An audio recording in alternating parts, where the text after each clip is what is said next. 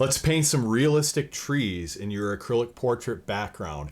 We're working today on this portrait by my student Diane, and I'm going to add some more layers to the background here.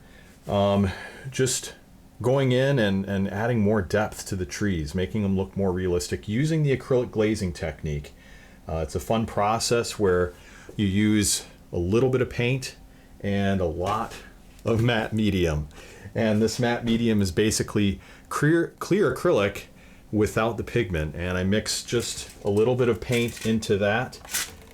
And that allows us to get a lot of translucence, a lot of luminosity, a lot of depth. It also allows us to retain the integrity of the sketch, not lose the likeness, not lose the form that you've built up or the perspective you've built up within that part of your portrait. Let's dive in here and we're going to work on this today. I'm going to ask a word of blessing though before we begin. Father, I ask you bless this painting session. Apart from you, I can do nothing. With you, I can do all things.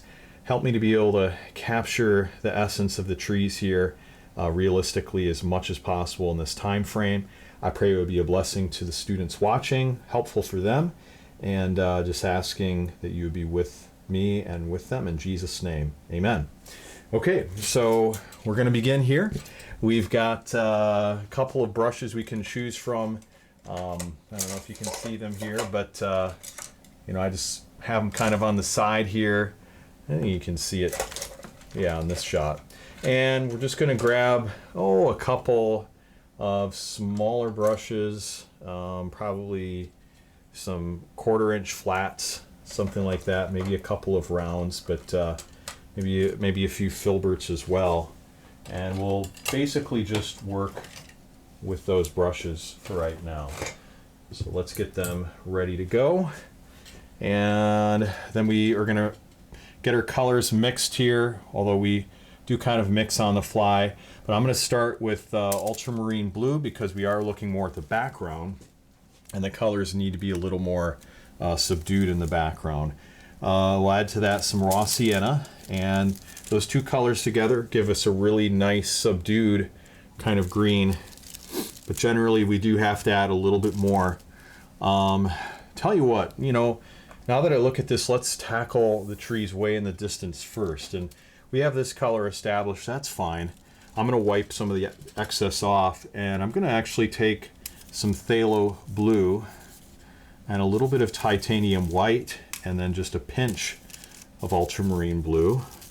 And we're going to add it to this color that I've already mixed. So now I've got kind of the extremes of cooler and warmer, and I can blend those two together. So the trick will be to get a color that is not too intense. If the color is too intense, we're going to have to dull it down with something.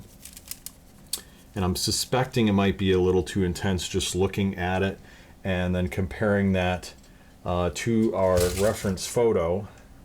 So we just kind of scroll along here to the left and you can see the colors we're aiming for here. They should be a little bit cooler as those trees are in the distance.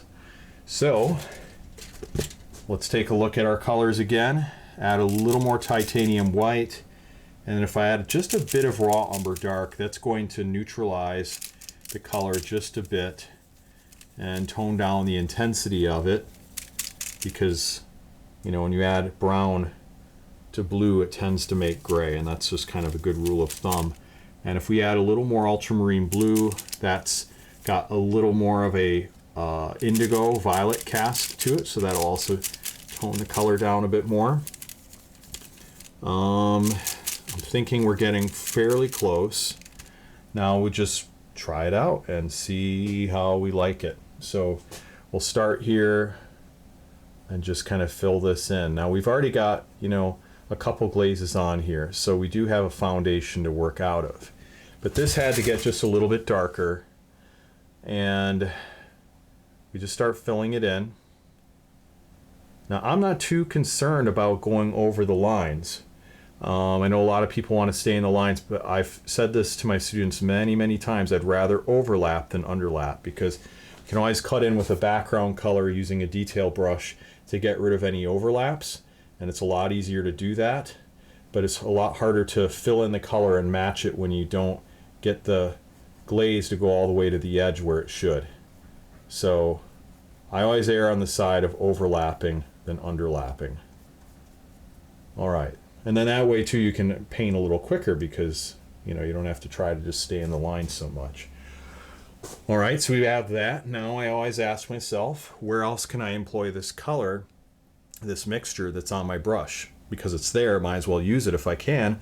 Plus, that also promotes color harmony within the painting if I can utilize the color that's on the brush and just work it all out. So I'm going to, let's see, I think maybe we'll add a little bit here to the midground, but I will have to adjust the color a bit. It's just a little too cool. So that's fine. Let's do that. Let's just pull this color that's on the brush into this warmer mixture. And then we'll add just a bit of phthalo blue and raw umber dark, and that'll just darken that a bit more. Okay, and then we should have something that'll work pretty nice for the foreground. So let's go ahead and we'll add that. Well, this is not the foreground, I'm sorry, the midground. So we want to block in those shadows, and I'm looking at my reference photo, scanning for shapes. I'm trying to convert the complexity of what I'm seeing and then just making it more abstract. So we see these kind of rough shapes here, and there's a lot of detail, but again, I'm trying to just make it more abstract. So that takes a little bit of I guess patience and skill to hone that ability in. So you will have to be patient with yourself, but that's really what you're trying to do, is see the abstraction within the realism. And when you see the abstraction, that is going to really propel your skills forward. Now, blocking in these shapes a bit more. All right, and putting in a little darker area here. See, a lot of times you can also simplify it too much, and you don't want to do that. So there is kind of a happy middle to strive for, as is the case in so many areas in life, right? Strive for that happy middle of getting, between realism and abstraction, simplicity and complexity. All right, so you want to really look for those opportunities to get that balance in. So in other words, instead of doing just a sweeping kind of brush stroke here, I'm putting in the little craggy shapes, the organic kind of shapes. But again, I'm not putting in every little leaf. That would be overkill. That would be just painstaking. And ironically, it actually detracts from the realism when you do that. You put in too much detail, especially in the beginning, you're going to detract from the realism as you're trying to paint what you think leaves look like instead of actually what you see in the image. And what you see in the image is just a big, complex gobbledygook almost of forms and shapes and colors. So it's your job as the artist to break down those forms, take the complex forms, put them into their constituent parts, so to speak, and reassemble them. All right, it's like, what would be the metaphor? Disassembling an engine and then reassembling it. Maybe that's not the best metaphor, because you're probably like, I don't know how to do anything with engines. I don't want to even think about that. Okay, never mind that metaphor. But when I think of a better metaphor, I'll let you know. I've tried to work on my own engine, and I wouldn't wish that on anyone. I'll tell you that. It's not fun. And I figure I should just hire somebody to do this, because I'm a much better artist than I am a mechanic. Anyway, all right, let's just add some other shadows in here. Again, we're trying to see these somewhat simple forms without rendering them too simple. So here we have, this row of trees, and we have the dark values separating it, so it looks like we have trees in the front, because the light is shining on the top. But we do need to get some kind of shadow going on the bottom. So we want to not neglect that, but we don't want to over darken it. And so what kind of technique are we using here? I'm going pretty light. I'm just kind of basically just touching the canvas a little bit and just almost dry brushing it in. So you can't do this with opaque. It's really, really difficult now.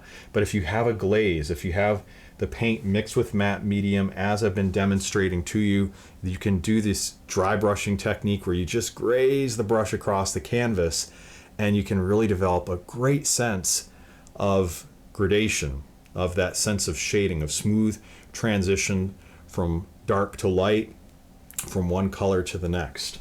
And this is something you can use for all kinds of things you paint, not just trees, not just faces, not just hair. I mean, anything you can think of, you can use this. There are some things that lend themselves to being better for this technique, like this is great for clouds and things that kind of have a sfumato, smoky appearance, or anything where there's some nuance to it.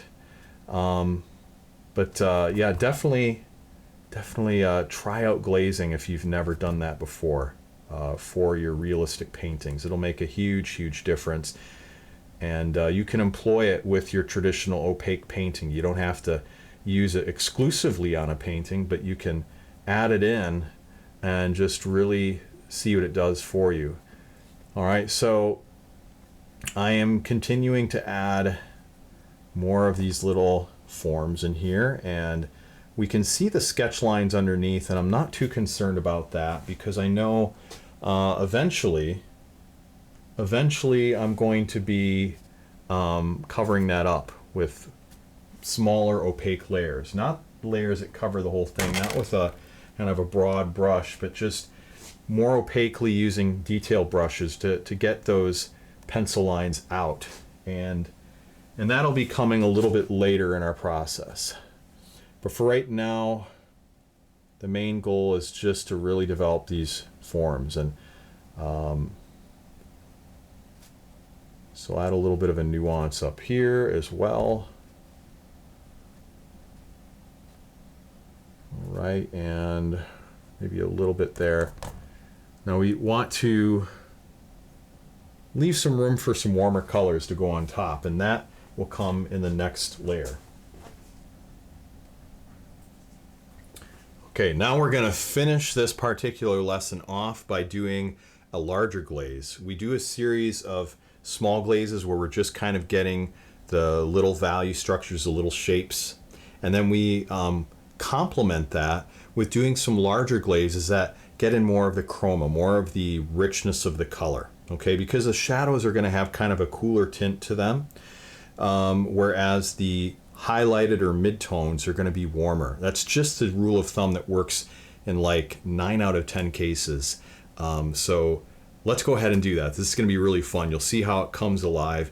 And we're not going to complete the painting or even the background in this session, but we're going to really set ourselves up for success as we continue with the painting and make it so much easier and so much more fun to add more glazes in the future.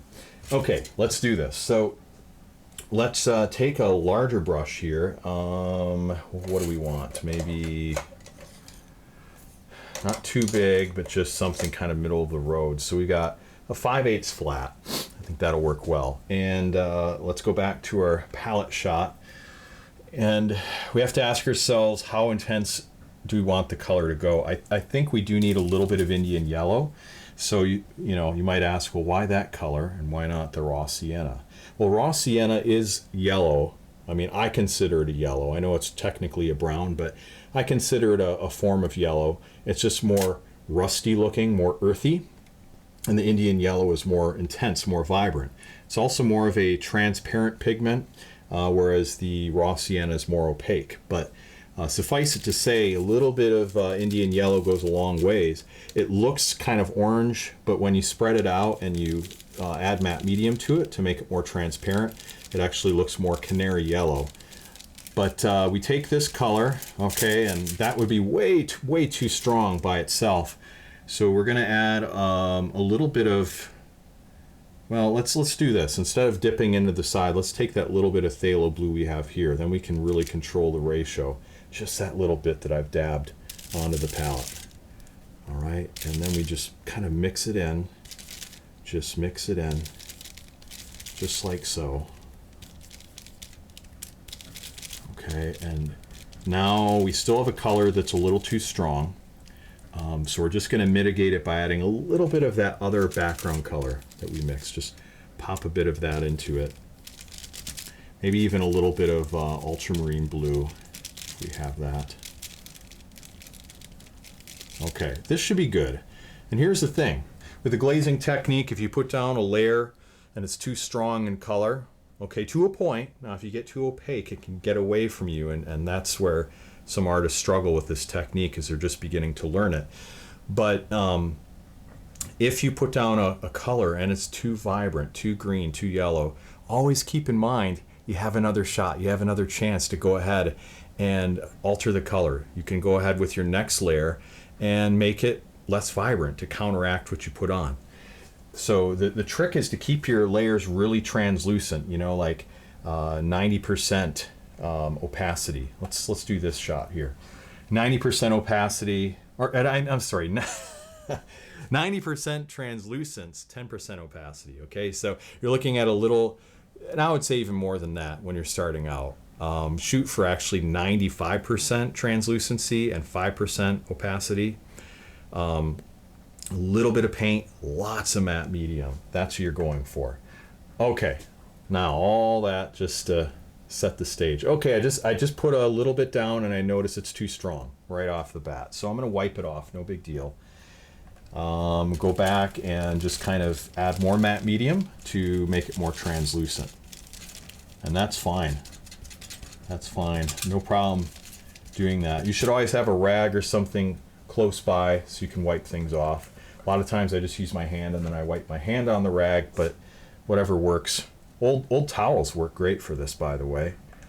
I actually get towels from people in my church, and they know I love old towels, because nothing works better as a rag than an old towel, in my opinion. All right, so we just set this down. Okay, so now that was a little too translucent, too transparent. So I actually can bridge the gap here, and I can go back from this part where I thinned it out to where it was a little too strong. Go right in the middle, then I know it's going to work. All right, that's the beautiful thing about glazing. You can always just find a way to tweak things and adjust things and make it work for you. I'm not going to lie, it is a challenging technique to learn. The biggest thing is when you're used to doing things opaque, as most artists are. Most artists have come from that background of painting very opaquely. It is challenging to get the idea of painting translucently, but if you're patient with yourself, you're patient with the process, you'll find out it can work very, very well for you. And I've had artists that they can pick it up just like that. I mean, one painting and they've got the technique down. I've had other artists I've taught that take several paintings to really get that concept down. But both the artists that pick it up quickly and the artists that take longer do very, very well, as long as they don't give up. All right, so put this glaze down, see, and it just kind of warms it all up. Now check this out. You can see how I'm smoothing it out. Always keep a wet edge, working from left to right if you're right-handed. Don't try to brush too much and don't overbrush it. Don't go back in there and try to get every little streak out. That's a recipe for blotchiness. Just get it good enough. You can always hit it with another layer, and you can always brush it in different directions, and the cumulative effect of all the different brush strokes going in different directions means you're really, really going to have a nice smooth finish. All right, so that's good enough. That's good enough. I think I might be able to take some of this though and put it into the foreground quickly, and I'll actually spruce it up with a little bit of that Indian yellow I threw off to the side. See that? And you'll get that because we want that foreground to be a little more vibrant. So now we'll go ahead and let's get our other camera shot here. Just scroll it down. There we go. A little bit more? Okay, perfect. I don't know, I sound like I'm talking to the cameraman, but I'm actually the cameraman here. Oh, funny stuff. I was actually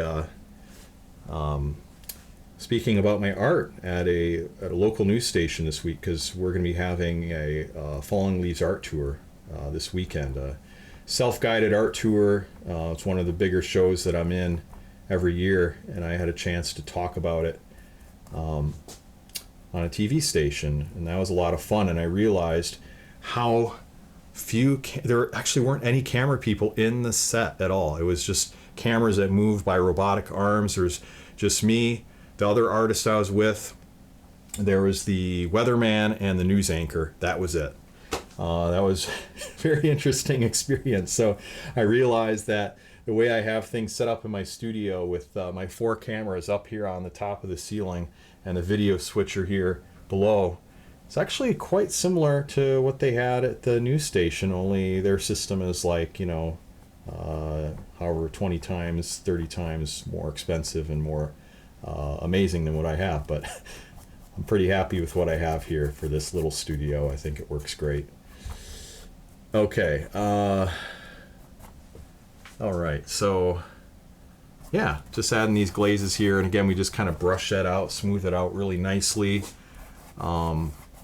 I haven't done really anything with the dog and the boy yet, and I do need to get some stuff going on that because this is a demonstration painting for one of my students. She had a painting. This is her actual painting here, her sketch, and I started doing some layers on it. I just did a printout at Walgreens and slapped this up on my easel, and then just started demonstrating for her, and we're kind of turning this into the bonus videos for my painting landscapes in acrylic class, or painting landscape backgrounds, which eventually I plan to turn into a full-fledged course, you know, with lessons and different techniques and kind of breaking things down more. This is just the bonus video series for that, but I hope this is beneficial for you. You're watching this here on my YouTube channel as well.